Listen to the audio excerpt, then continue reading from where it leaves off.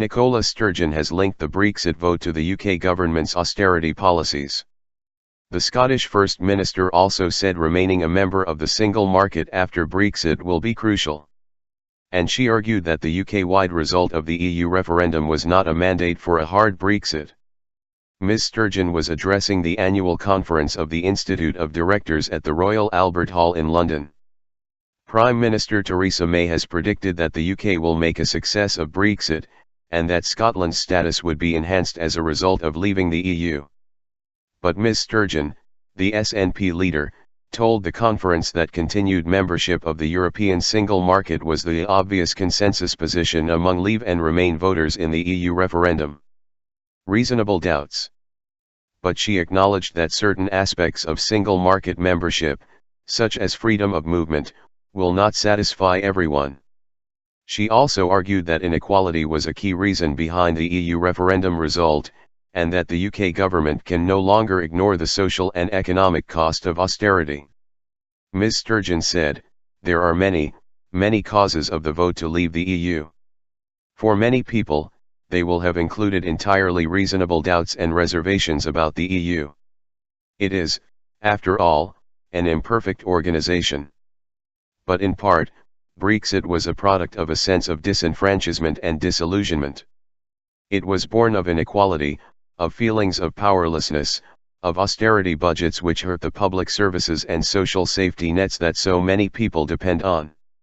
And so one consequence of the referendum must be a new effort, which needs to be given real substance in the UK government's autumn statement, to ensure that the benefits of growth, of globalization, are more fairly distributed." Ms. Sturgeon said she was very proud of the fact that Scotland voted so strongly to remain in the European Union, but that she could not ignore the fact that 1 million Scottish voters wanted to leave. She added, "They did not think that the European Union benefited them, they did not see advantages from free trade and free movement." It was Ms. Sturgeon's first major speech to a UK audience since the referendum in June, although she has made numerous statements on the issue at Holyrood. Ms. Sturgeon has told MSPs she is profoundly concerned about the implications of the UK leaving the EU, with the early signs not encouraging. She has also argued that the least worst option of remaining in the single market should be a key objective, hitting out at the cloak of secrecy over the UK's current negotiating position. New role.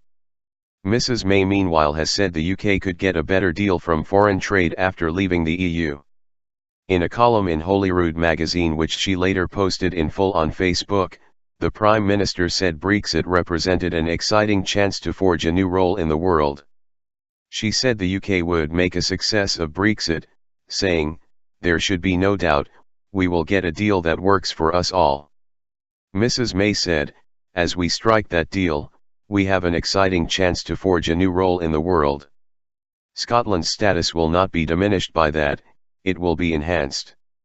We will go out into the world with the aim of being a leader in global free trade, one that makes the most of our advantages, from the financial expertise of Edinburgh to the shipbuilding prowess of the Clyde and the globally renowned food and drink produce of Scotland's countryside."